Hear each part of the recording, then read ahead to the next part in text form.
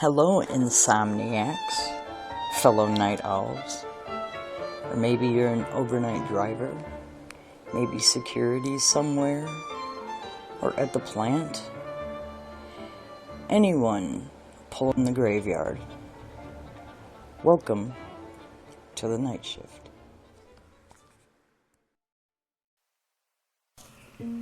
Hello, listeners and or watchers. Welcome back, or welcome to the Night Shift volumes, where I read stories from Reddit thread that asks, what's the creepiest thing that's ever happened on the graveyard shift? So if you're ready, let's begin. This first story is The Man in the Break Room Doorway by RSH2112. Actually, I think that's Rush 2112. Jenna worked alone at the warehouse overnight, scanning packages under buzzing fluorescent lights. Around 3:17 a.m., she headed to the break room for coffee. And as she turned the corner, she saw a man standing in the doorway. Tall, still, head slightly bowed as if listening. She froze, because no one else was scheduled. "Hello?" she whispered. Slowly, the man leaned his head to the side, an unnatural angle, like a marionette pulled by invisible strings, and then, without a sound, he stepped backward into the dark room. Jenna flicked on the light quick, but the break room was empty. The coffee machine was still steaming, freshly used, and a single muddy footprint led toward the exit and vanished halfway across the tile. Number 2. The Radio That Knows Your Name by Weed King 81. Marcus monitored security cameras for a hospital after midnight. The radio on his desk crackled sometimes, old equipment, no surprise, but tonight the static words. "Marcus?" He sat up. "Why did you lock the east stairwell?" Well, he hadn't, and he never told anyone it bothered him the way the old lights flickered there at the cold spot on the landing. He went and checked the stairwell camera.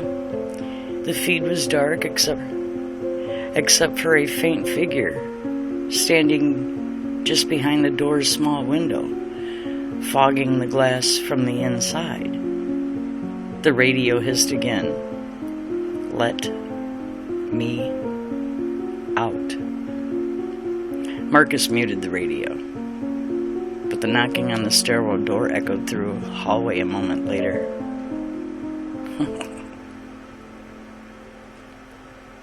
Number 3. The Last Patient in Room 209 by _Pepsi. Shelley cleaned offices in a medical building after business hours. Most rooms were easy. Wipe, empty trash, move on. But room 209 was different. It always smelled faintly like antiseptic and old flowers. One night she entered and found the exam table unrolled as if someone had just been there. She shrugged, began wiping down the counter. Behind her, paper crinkled. She turned. Nothing. Crinkle, crinkle, crinkle. Okay, so she unrolled new table paper, tossing the old in the trash. Before she could leave, the new sheet wrinkled again. Crinkle, crinkle, forming the clear outline of a human body lying down. Oh my God, Shelley started backing out of the room, her heart pounding.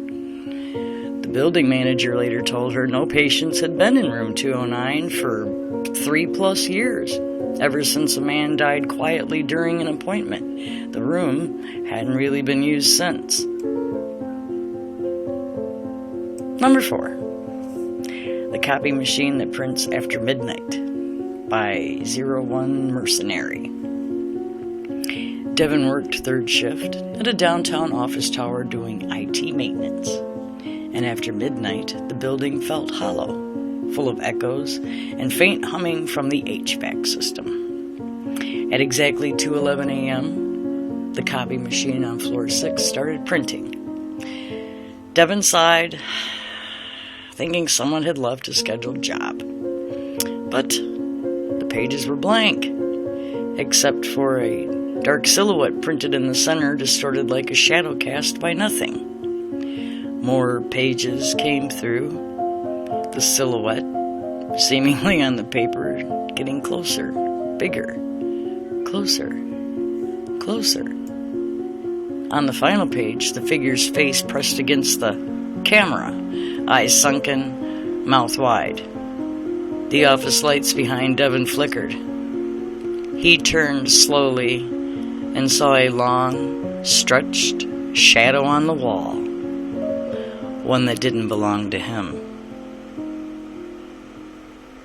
As always, thank you for watching, and I hope you have a great night at work.